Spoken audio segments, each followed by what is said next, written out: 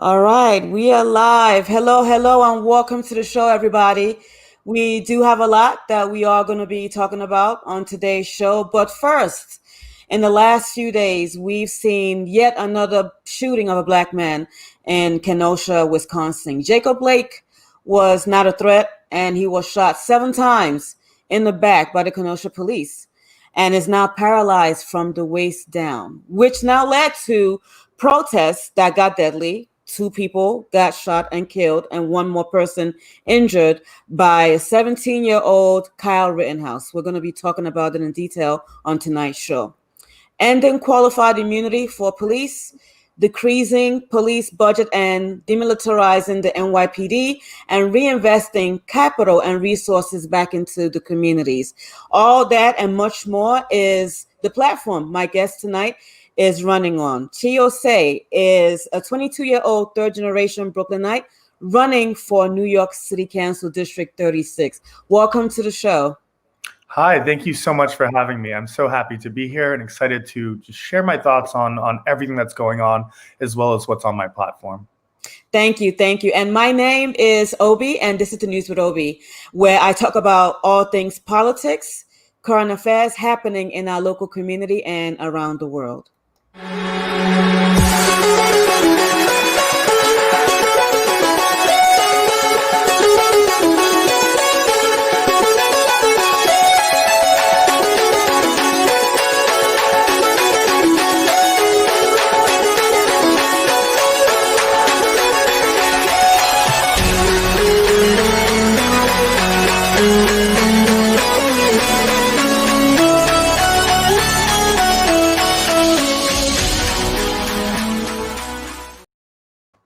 All right. Thanks once again, everybody, for joining us. And if you are watching wherever you are, I appreciate you joining us this evening. And if you are listening on podcast, thank you as well. So, Chi, let's dive right into it, right? So, what are your thoughts about Jacob Blake and what we're seeing happening in Wisconsin?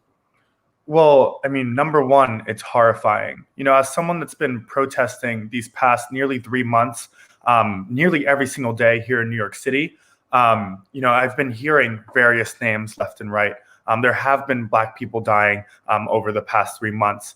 But when there's a news story such as this one, it's this weird, mindset that I have of both being saddening, but also, unfortunately numbing. Black people are being killed and shot and beaten every single day. But like hearing more of these stories and seeing the actual videos is just disheartening to see. But it's also a testament to what we're doing and why we're out here in these streets. We're always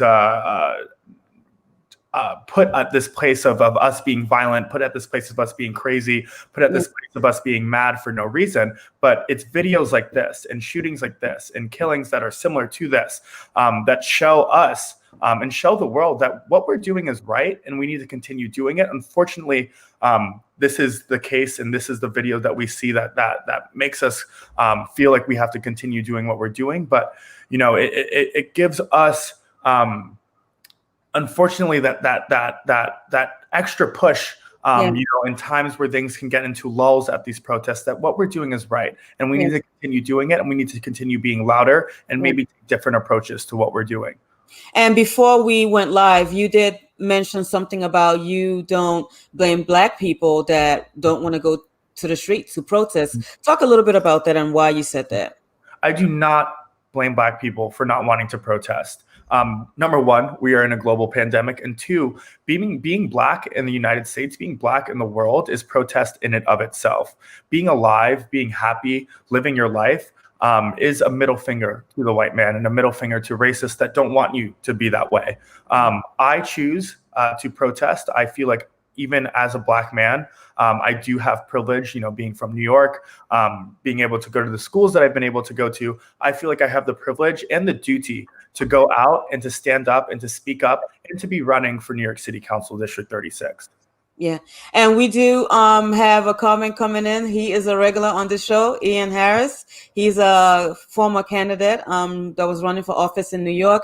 And he's asking what district, what is your link to donate? I'm running for New York City Council District 36. That's North Crown Heights and Bed-Stuy. And you can donate at my website, osse2021.com, osse2021.com. Thank you very much. Yeah, and I'm gonna put that up. This is his social media. So that and .com, osse2021.com. So thank you so much, Ian, for tuning in as well. So let's talk about your platform. You have key issues that you are committed to on your platform, educating people, starting with qualified immunity. Explain to our audience what this is and why the police has qualified immunity. Well, before I jumped into this race and started protesting at the beginning of the summer, I founded an organization called Warriors in the Garden. And Warriors in the Garden is a collective of young activists dedicated to nonviolent protests for legislative change. We just got our nonprofit status a couple weeks ago. So with the donated money that we have, we are eager to put out educational content, not only about what's happening on the streets of protesting, but about being Black in America. One of the issues that we've been trying to educate people on, and I myself have been trying to educate people on, is qualified immunity and ending qualified immunity in the United States. Right. Qualified immunity was enacted in 1982 by the Supreme Court, and what it does is it's a doctrine that shields federal officials, say elected officials, law enforcement agents, from being sued and held accountable from individuals like myself for them doing wrongdoing. For example, this cop that shot Jacob Blake 7 times. His family, Jacob Blake's family, is unable to sue that law enforcement officer because of qualified immunity. Instead, that lawsuit comes out from the city. So when a lawsuit is passed through the city, where does that money come from? Do you know? That money comes from our taxpayer dollars. Exactly. Yes. So from the police abusing their power, choking people, shooting people, beating people, wrongfully stopping them, abusing their power, and not even being held accountable because of qualified immunity. On top of it, they're not even be able to, we have to pay for their wrongdoings. Right. So qualified immunity is something that we're trying to educate people on in New York City, across the rest of the country. We have a petition on Warriors in the Garden that has over 20,000 signatures. We are trying to get to 100,000 by the end of the year. We're just trying to continue to educate people on this doctrine. We need to hold police officers accountable. That's a first step, or a multitude of steps that we have to take in order to dismantle this broken system that we have of criminal injustice. And where can we go to sign this petition? If you go to Warriors in the Garden, their Instagram page, there will be the link in bio. And please sign that petition. It's very important. Okay, Warriors in the Garden. I'm going to put that up as well. Thank you very much. No worries, of course. So didn't New York pass something in regards to qualified immunity, or am I mixing it up with any kind of decreasing police budget or another thing like that? Well, there was one win, I would say, that we have this summer from protesting. That was repealing 50A. And 50A is an act that was proposed by Senator Kevin Parker almost a decade ago that has police badges and their allegations and records public for the people to see. That was blocked for about 10 years. This summer, we were protesting and demanding that in the streets. And now if you go to ProPublica, you can go to any officer in any precinct in New York City and see the allegations or any complaints that they have had in their history. That was something that we were fighting for. That was something that the city and the state blocked for a bit. But that was one win, and that was one small win that we got this summer. The half win that some uneducated or people that aren't as aware of what's been going on this summer is this NYPD budget cut. Right. I think that happened in late June. And that was a huge reason why I did jump into office. Long story short, it was performative. It was performative on the mayor's behalf. It was performative on the city council's behalf. They had these big headlines of defunding the NYPD. So it was all smoke and mirrors. Exactly. Deducting the NYPD's budget by $1 billion. All it was a moving around of money, moving around the funds from one part to another. $500 million just went into more police activity and security within schools. You have to look at the fine print. I'm for the first time, I think we were starting to put a magnifying glass on the city council and on the mayor and on local elections and local elected officials in general, and seeing the power that they have, especially when it comes to where our money is actually going. Yeah. So we now talk a little bit. I want to switch gears a little bit. Decades of bad policies affected by racism combined with continued racial biases have resulted in a lack of needed economic resources in the lower income communities. That's another key message that you are working on as well. So would it be right to say, okay, when we decrease the budget from the police, can we put that back into the community? Talk to us about how you plan on making that happen as part of your platform. Well, again, a big thing that I'm trying to push with this race is educating people, whether it's young people, whether it's people that aren't aware of local politics, about the importance of local politics. One, I'm so tired of the rhetoric of the importance of the general election. Yes, it's important. There's Trump, there's Biden. Please vote in that. But we need to vote in every election that exists. Right. To be honest, on a federal level, we haven't, in New York City, people that live in New York City haven't been affected that much by a Trump presidency. However, when we neglect to vote in local elections and neglect to pay attention to who our elected officials are and how they voted and where their money is coming from, they get to run havoc upon our neighborhoods and our communities. So we need to pay attention about what's happening on our local elections. That's one of the reasons why I jumped into this race. Just educating myself about the power of our city council. New York City is the wealthiest city in this country, and the city council delegates where all of our taxpayer dollars goes at the beginning of the year. I believe it's $97 billion. And at the beginning of the year, the city council delegates where that money is going. And, as someone that has grown up in North Crown Heights, a predominantly Black neighborhood that has undergone changes over the years, I am so tired of hearing that there's not enough money for public education. There's not enough money for public transportation. There's not enough money for infrastructure. There's not enough money for public housing. There is enough money. It's just being used for the wrong agencies. Right. NYPD's budget is $11 billion. Yeah. They have enough money for armored vehicles. They have enough money. Which they don't need. I mean, for what? For what do they need that? It's fear tactics. They have enough money for helicopters to be flying in the sky every single day. How much is the gas? How much is the maintenance? How much is the training? How much is the rent that holds that helicopter in its helipad for X amount of time? When teachers at public schools have to pay for their own school supplies with their own money at the beginning of the school year. Right. That's not right. Yeah. We need to, one, hold our elected officials accountable, and two, there are 36 seats up for city council next year. We need a giant push of putting people that will represent us and delegate that money actually needs to go into community services, actually needs to go to our youth, actually needs to go to our streets that we want to protect. Sorry to be on this tangent, but no, you're okay. This is great. This is why I bring guests like you on the show. Yeah, like you said, the presidential campaign and all that, but it's really the local officials, people like you running that we need to hear from, that we need to understand what is going on. So no, please, this is the platform for that. And now you talk about, why you got into politics. Did you have any influences in the family? are you from a political background? Talk to us about that.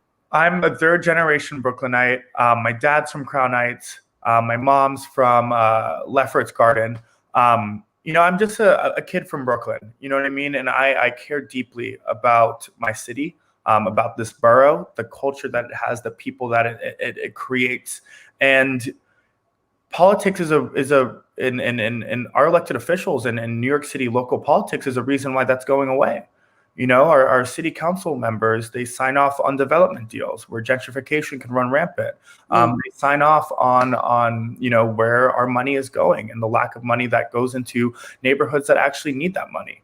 I've seen this neighborhood change. I've grown up here. I have, it is personal for me, even though I'm running to help my people and help my city. I don't like what I'm seeing. I'm dissatisfied with what I'm seeing. And I've been taught that if you've been dissatisfied with something, take action against that. Stand up for what's right. I'm not going to wait my turn because of my age or my lack of experience in the political field when I'm dissatisfied with how things are.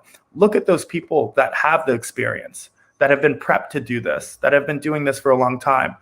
Are we satisfied with what's going on in our city today? Look No. at how many people are protesting. Recycling the same old politicians over and Exactly. over, and nothing comes of it. And they are depending on us not to run, not to know what's going on in the community. And we're sick and tired of it. And that's why we see all these uprisings around the country. Granted, we have a pandemic and all, but when the murder of George Floyd, Breonna Taylor, Ahmaud Arbery, all those happened, people are like, we don't care if there's a pandemic. You guys need to stop killing Black people. And like I mentioned earlier, I don't understand what's so hard about that to get.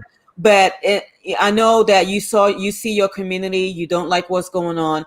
In terms of people that want to get into politics, people of color that want to get into politics, what advice would you have for them to get started? How would you advise them to go about getting started?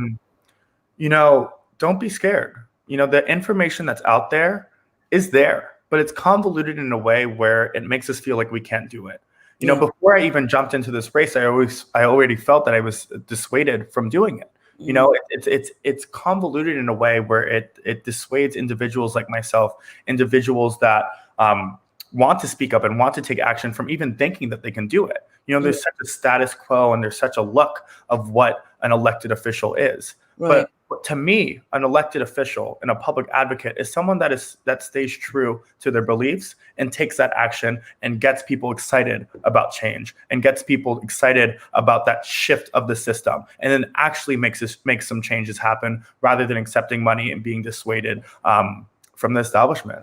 Right. And in terms of Black women, because we know we've seen a lot of surge of Black women, and for Black women, it's not easy for us to wake up one morning and say we want to run for office. It takes a lot for us to want to do that. What advice do you have for like young Black women that also want to get into the space? Well, I think Black women are the most powerful beings on this planet. So there's some members on my team that I would not be able to be running if it weren't for them. If I can do it, I'm a 22-year-old college dropout. If I can do it, and I'm doing it pretty well, and I'm learning so much as we go, I swear any Black woman can do this as well and do a better job. You make it sound easy. It's not. It's really not. But you learn it. You can. It's a steep learning curve. But if that passion that you have for change is there, I want Black people to be okay. I want to save Black people not only in my community but in the city, and maybe further than that. If that passion is there and that energy is there, then you can do anything. Who's currently occupying the seat that you're running for right now? Robert Cornegie, but he is term limited. I believe he is running for borough president. So it is open right now. There are a couple other people in the race, but it's my race to lose. Right. You're going to win though. I mean, absolutely. Yeah. Come November, we're voting down the ballot how we really should. The election is in June of 2021. That's right. June of 2021. So you're not on the ballot till next year. No. Okay. And that's a big, in general, that's a really big election for all New Yorkers that are watching here today. There are 36 seats out of 51 city council member seats open next year. Okay. Again, the city council delegates our budget, where our money goes, and it's also the legislative body of the city. Also, the mayoral election is open next year. We have a chance next year to change the tides of where New York City is going to go. Yeah, and that's important. That's really important to know. And we have one of my friends there for what she's saying, thank you for what you said earlier about Black women being able to run for office.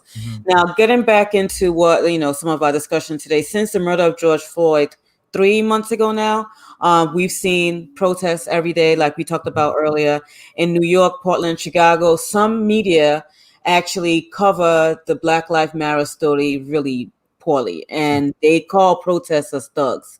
How important is it that the media should be cognizant about how they cover these kind of stories? The media will never change. Look at our presidency. I mean, look at our state of affairs. America loves reality TV. America loves that suspense and that drama. So when they cover our protests, they'll take that one incident that lasted maybe 5 or 6 minutes and make that about the entire thing that happened. I've been protesting nearly every single day. The violence is condemned. It is nonviolent protests. They're not peaceful, but they are nonviolent. Except the media wants that little bit here and there where they can attract the viewer in. This country is based off of violence. So that's what they're trying to see every single time they look on their TV screens. But it's our responsibility especially as a young person, especially with my organization, especially with what I'm doing now, is that these phones that we have in our hands and social media are our tools to change our narrative. We are our own media.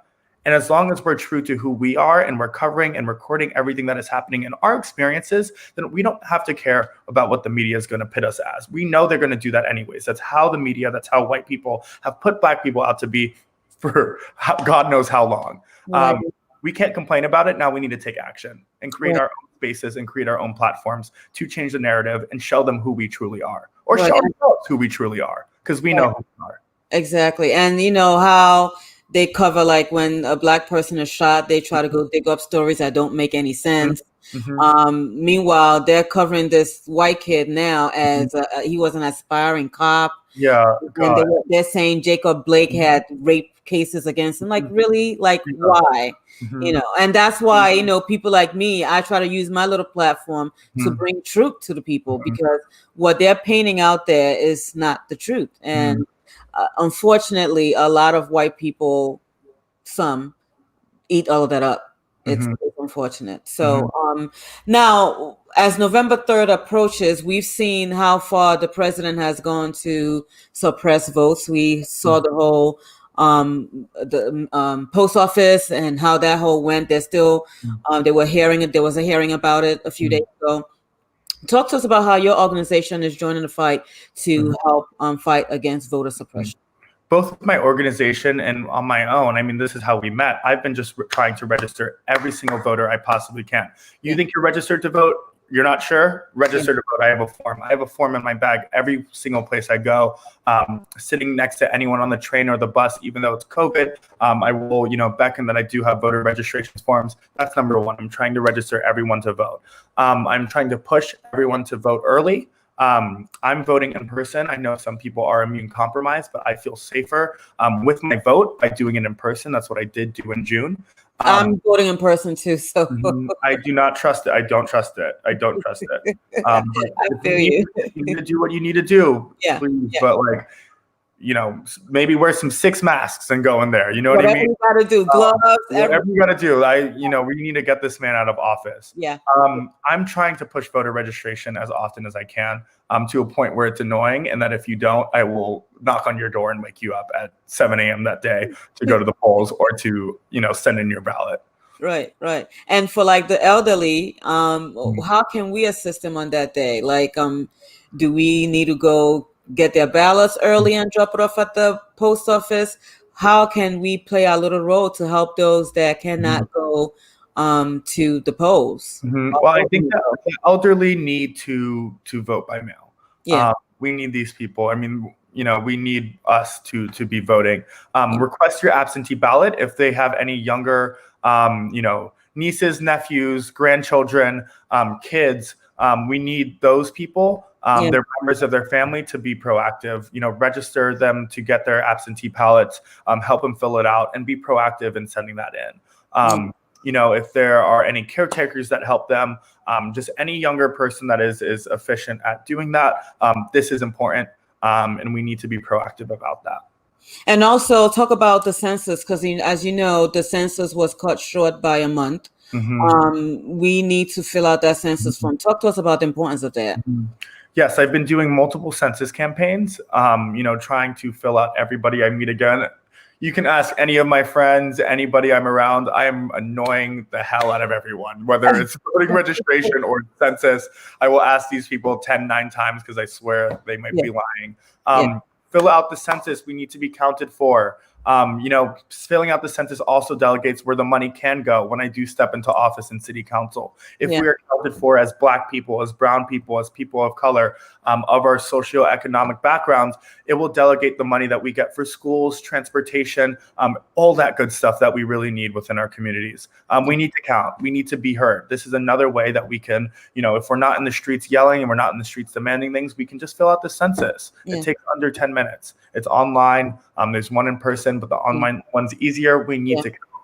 Yeah, it's very easy to fill out. Even if they mail it to you, just check off the boxes, fill it out. And I know people that are immigrants might be fearful of filling that out for fear of getting deported. What is your take on that? Should they be fearful of filling those census forms out?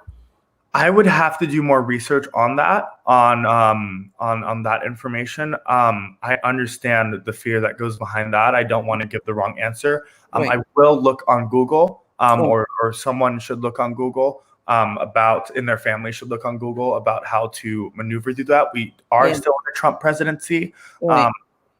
But if you are an American citizen, please fill that out, because it's not just our immigrants Yeah. that haven't, undocumented immigrants that haven't filled it out. There are a lot of people that are residents here that can help those that are undocumented that still don't fill out the census if they do it themselves. Exactly. Thanks for speaking on that. Mhm. What other projects are you working on? How can we help? How can we support? Where can we donate? Please tell us. Mhm. Well, I am one of 5 people in the race. I'm the youngest person in the city council race ever, especially in my district. I have outraised my opponents already within the month and a half of fundraising. But we need to raise more. In order to win this campaign, in order to continue to run this campaign, I need to raise money. And I would appreciate any help that anyone can give. In New York City, if you are a resident in New York City and you donate to our campaign, your dollar is matched by 9. So if you do donate $1, the city, it's basically a $9 donation. Oh, nice. Keep your ears out. Please just follow me on Instagram, Ossé 2021. Yeah. My website's the same. I'm very active. I'm continuing to do socially distanced voter registration events. I'm handing out PPE gear, trying to push people to fill out the census, and just listen to what I'm saying. I mean, I think I'm sharing some insightful information about what's happening in New York City as well as the rest of the country. I always say that in local governments, we need representation, and not only in race, not only in gender, but in age as well. You know what I mean? We are in the most diverse city in the world, and I think we all deserve a seat at the table. Yeah.